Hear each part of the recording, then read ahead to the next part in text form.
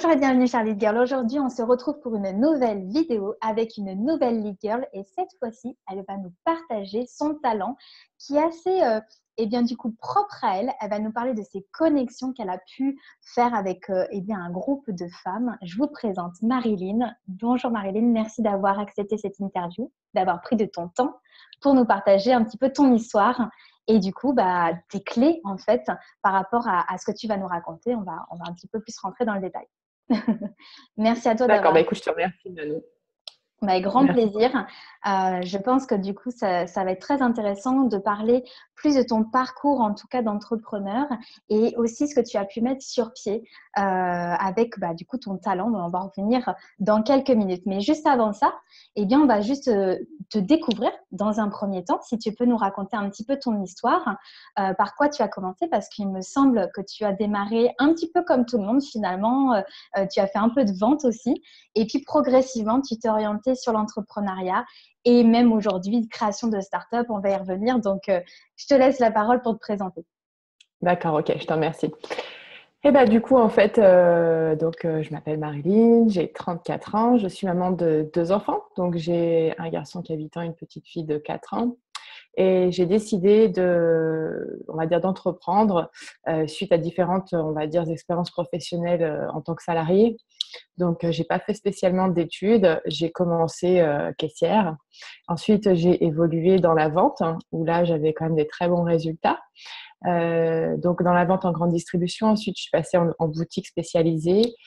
Pareil. Et en fait, au bout d'un moment, c'est vrai que j'étais un petit peu frustrée du fait qu'on puisse pas prendre assez d'initiatives et faire les choses comme on a envie de les faire. Voilà. Et je me suis dit pourquoi pas commencer à réfléchir à moi-même, en fait, monter ma propre entreprise pour arrêter de travailler pour un patron et gérer moi-même du coup mes horaires et faire un petit peu plus comme j'ai envie avec plus de liberté. Donc l'idée m'est venue quand j'étais à l'époque chez Bouygues Télécom. Je sais pas, je peux Ouais. le citer. Oui. Voilà, Bouygues Télécom. Et donc, du coup, je travaillais chez eux. J'étais très bien, hein, très bonne entreprise. Mais voilà, j'avais envie de passer à autre chose et de m'épanouir un peu plus. Et là, j'ai décidé de commencer à travailler en fait sur de la formation au niveau onglerie. Et donc, mon parcours a commencé comme ça. Donc, j'ai commencé à le faire à mi-temps. J'ai pris un mi-temps ensuite au lieu d'un temps complet chez Bouygues Télécom. Et donc, suite à ça, j'ai commencé à développer donc mon activité en parallèle. Et puis, ça a pris de l'ampleur avec le bouche à oreille, etc. J'ai commencé à avoir de plus en plus de monde. Ensuite, j'ai eu mon congé parental et j'ai profité de mon congé parental pour prendre un congé à mi-temps et commencer à lancer ma propre entreprise en parallèle. Ok, alors en fait, tout ce que tu nous as dit, il y a beaucoup, beaucoup de choses, on va y revenir parce que je pense que les personnes qui nous regardent doivent se poser quand même beaucoup de questions. Déjà, dans un premier temps, tu disais que tu as eu envie de basculer sur le côté entrepreneuriat parce que finalement, tu ne trouvais pas, du coup, on va dire, peut-être plus peut-être de responsabilité ou peut-être plus de sens dans ce que tu faisais. Tu avais peut-être plus besoin de, je sais pas, de liberté en fait, que tu n'avais pas dans tes emplois précédents. Et c'est comme ça que tu as basculé donc à mi-temps, ce que j'ai cru comprendre dans un premier temps. Et puis après, ça t'a plu. Donc finalement, tu t'es complètement consacré à l'entrepreneuriat. C'est bien ça? Comment ça C'est s'est fait? ça, voilà. En fait, déjà, bon, le fait de travailler pour quelqu'un d'autre, c'est-à-dire qu'on doit rentrer dans un cadre, on a Ouais. peu de possibilités au niveau de l'évolution, au niveau de la prise d'initiative, et aussi un manque de reconnaissance souvent, et qui pousse du coup à pourquoi pas se poser la question en fait d'entreprendre un projet après pour nous-mêmes. D'accord. Et une fois que tu as découvert ça, donc c'était dans l'onglerie, plutôt dans le milieu, donc dans le domaine purement féminin. C'est Euh, ça. et en plus, tu disais que donc tu as eu ton congé parental, donc tu es devenue maman. Donc il a Oui. fallu aussi gérer ce côté-là. Donc comment ça s'est passé pour toi? Comment t'as géré? Est-ce que ça a été une source de stress ou est-ce que plutôt finalement ça a été une libération pour toi? Comment tu l'as vécu? J'ai plutôt bien vécu parce Ouais. que ça a été une libération, effectivement, parce que je travaillais donc quasiment tous les jours de la semaine, le samedi, souvent les dimanches, les jours fériés. Et c'est vrai que je rentrais tard aussi le soir. Et au final, me mettre à mon compte, ça m'a permis en fait de faire moi-même mes propres horaires, c'est-à-dire de décider, voilà, de pouvoir emmener les enfants à l'école, ensuite commencer mon travail pouvoir aller les récupérer entre mes deux des fois et de pouvoir aller les récupérer tout simplement à la sortie de l'école. Donc, c'est vrai que j'ai pu adapter mon temps après comme je le souhaitais. Donc, c'est plutôt D'accord. une libération. Et tu l'as fait à domicile, c'est ça? Ou tu avais aussi pris des risques financiers pour ouvrir un institut? Comment t'as démarré? En fait, j'avais une dépendance du coup que j'ai aménagée complètement pour pouvoir recevoir les clientes parce qu'au début, je faisais D'accord. ça chez moi. Puis au bout d'un moment, c'est pas gérable, c'est pas professionnel et donc du coup, j'ai décidé de créer une dépendance à côté pour pouvoir recevoir un peu plus de monde et D'accord. mieux quoi. Ouais. Bon, bah, ça c'est top, hein. Et alors, maintenant, comme on se connaît un petit peu, donc on va accélérer dans ton parcours. Ce qui est très intéressant, c'est que quand justement tu as découvert l'entrepreneuriat, tu as créé donc ton institut d'onglerie. Tu as découvert en fait très rapidement que tu fidélisais ta clientèle, que tu avais de plus en plus de demandes. C'est Et ça. ça vient on va dire, d'une particularité qui est vraiment propre à toi, d'un talent. Et c'est surtout ça que j'aimerais bien que tu nous parles parce que, en fait, peu de temps après, donc, toi, ton activité, ce que j'ai bien compris, c'est que ça s'est fait en physique, mais après, tu l'as aussi, du coup, transféré sur du virtuel, c'est-à-dire sur les réseaux sociaux. Et c'est là que, du coup, il y a une ascension assez importante pour toi au niveau de ton business.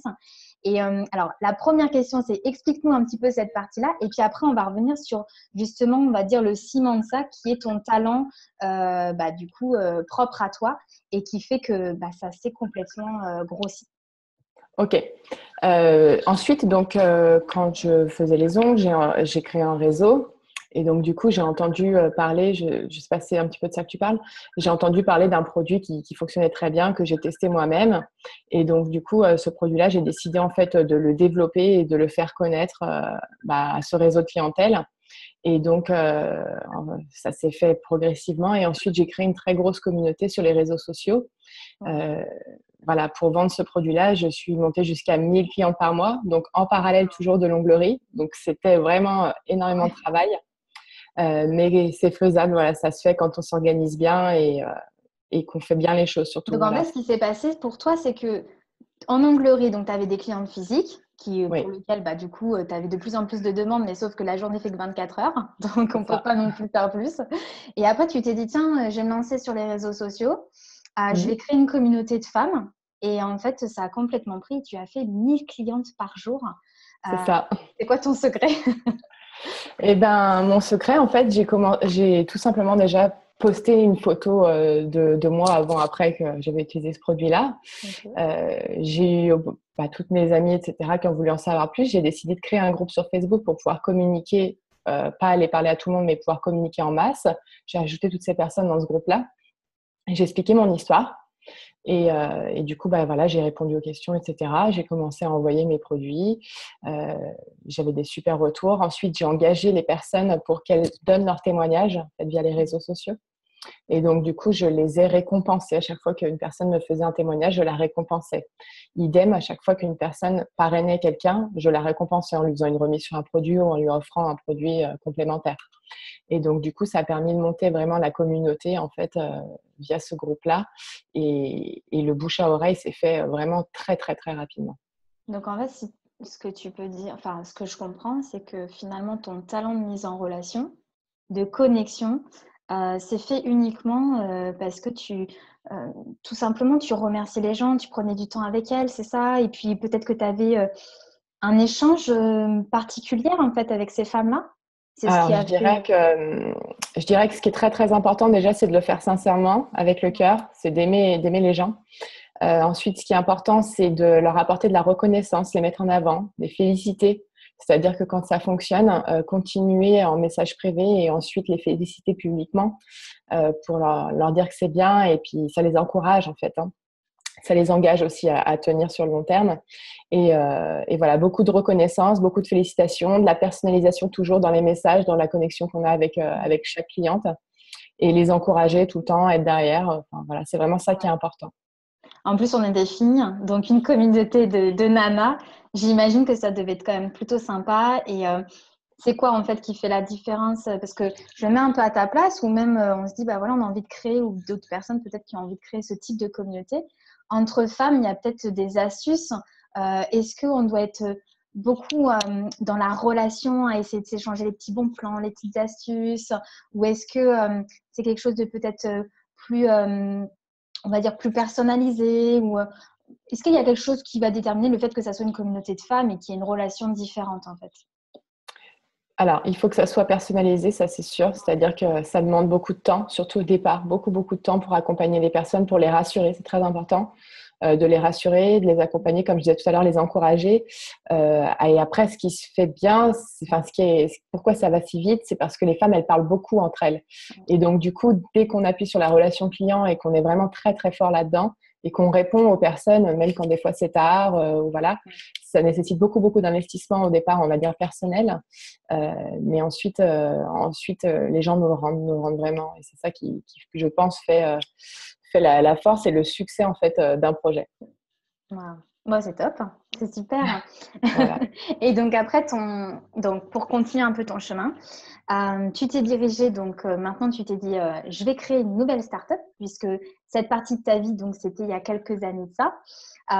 Tu as par contre découvert le milieu du web, tu t'es formé, tu t'es perfectionné, du coup, tu as développé tes compétences dans ce milieu. Et en fait, aujourd'hui, tu es dans une création de start-up. Et la question qu'on peut tous se poser, c'est OK, comment elle fait?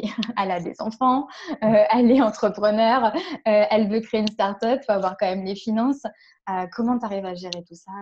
Comment tu fais dans ton quotidien?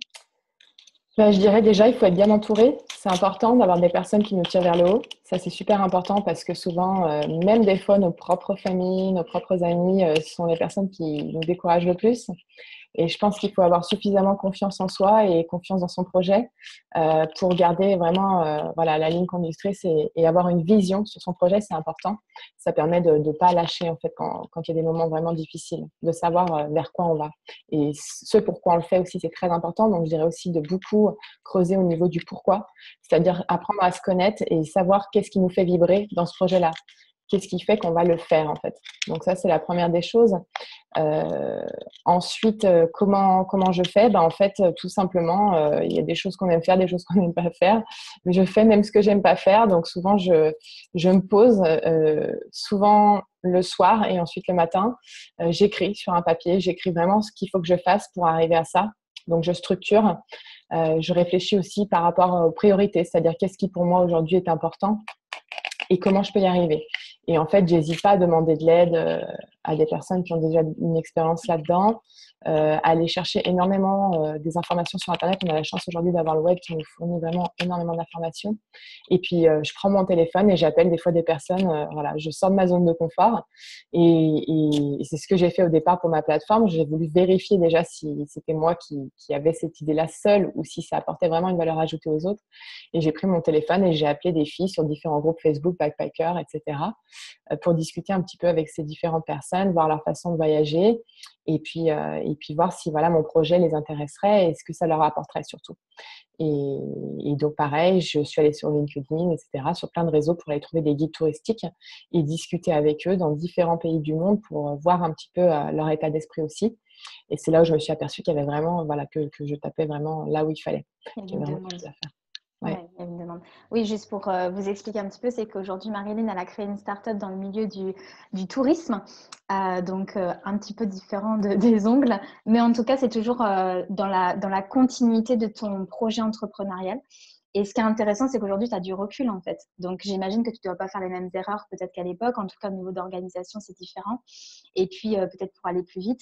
Et la question aussi que je me pose, c'est peut-être que du coup d'autres femmes se posent, c'est que quand on est mère de famille, qu'on a des enfants, que bon, bah, tu as ta maison, donc tu as ta vie en fait, et que tu es dans une création de start-up, comment tu fais par rapport au risque aussi financier, tout en protégeant ta famille, tout en protégeant tes enfants?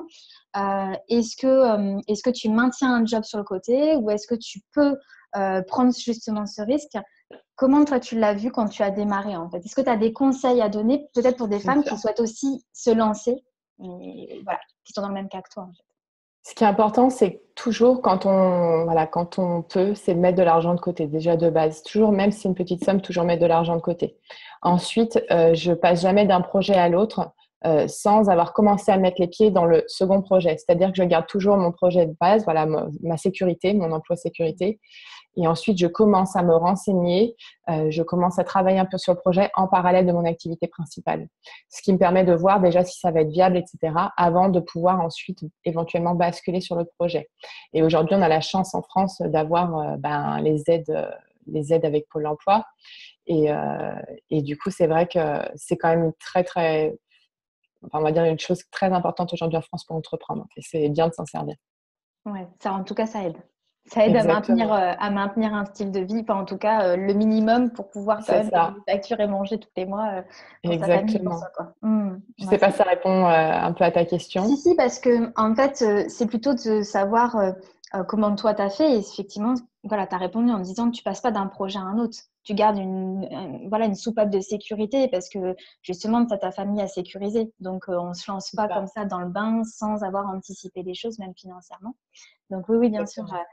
Et bah, écoute, peut-être que la dernière question qu'on pourrait se demander, c'est que sur une question 100% féminine, qu'est-ce qui fait qu'aujourd'hui, tu as atteint le succès en tant que femme? Est-ce qu'il y a un atout, une force féminine qui a fait la différence? Parce que je la rappelle, Marilyn, elle a quand même commencé du coup en tant que vendeuse. Tu as commencé, puis, alors pas que, parce que chez Bouygues Télécom, elle était quand même l'une des meilleures vendeuses, je crois, en France, c'était ça. Donc tu as toujours eu quand même cet esprit de vouloir atteindre des objectifs, j'imagine. Tu as quand même t'as dû développer un état d'esprit de vainqueur ou en tout cas de gagnante pour en arriver là aujourd'hui et puis pour se développer dans l'entrepreneuriat. Je me trompe pas, je pense, en disant ça. Ouais, Oui, oui, oui. ouais. Ok. Bah voilà, c'est une forte envie de réussite déjà qui nous motive au fond. Ouais. Et ensuite, c'est surtout faire un projet qui va avoir de l'impact pour les autres aussi, ça c'est important.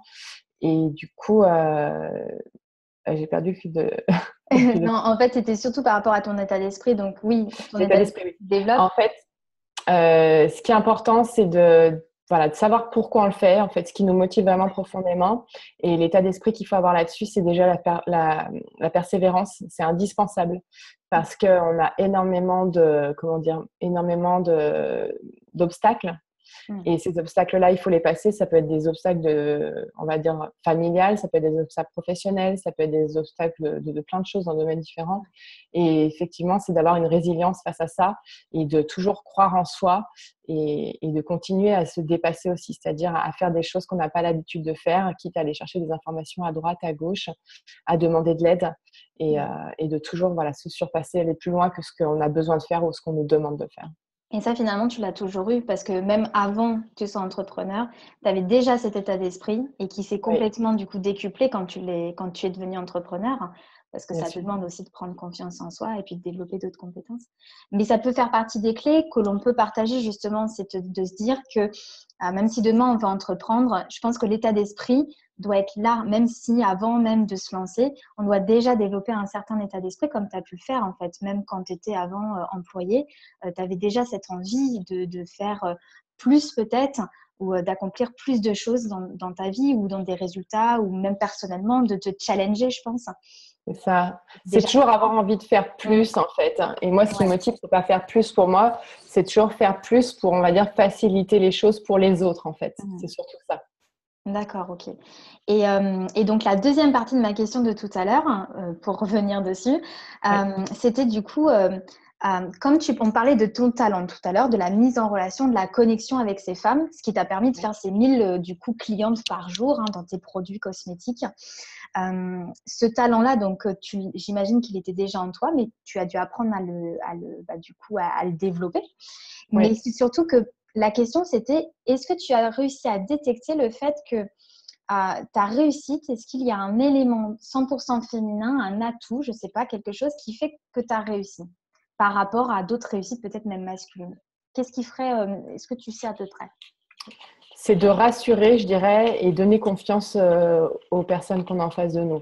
Peu importe le projet qu'on va entreprendre. Alors après, quand tu me parles au niveau de la clientèle en face, elle a juste besoin d'être rassurée, confortée.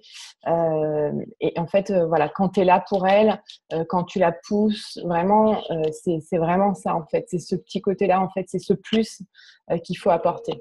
Voilà, je dirais que c'est D'accord, ça.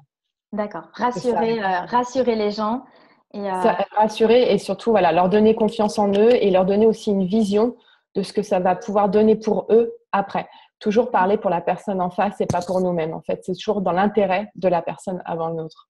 C'est intéressant ça aussi.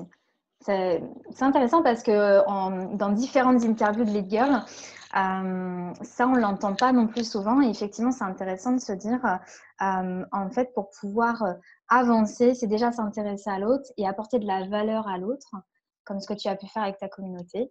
Et c'est ce qui fait que du coup, ça enrichit aussi bien, ça t'a enrichi personnellement, mais aussi ton business et les personnes qui t'ont suivi, parce qu'elles ont récupéré quelque chose de positif aussi pour elles. Ok, super. Écoute, Marilyn, je pense qu'on a fait le tour, on va dire, des questions. Et puis, merci beaucoup d'avoir pris ton temps par rapport à tout ce que tu mets en place, ta start-up, ta vie de famille, d'être entrepreneur. Je sais que ça demande beaucoup de temps de t'organiser, etc. Donc, merci beaucoup d'avoir partagé ça avec nous. Écoute, c'est avec plaisir. Grand plaisir. Et puis, peut-être à bientôt, du coup, du côté de Lyon. Ça marche. À bientôt, Charlie Girl, pour une prochaine vidéo. Merci, Marilyn.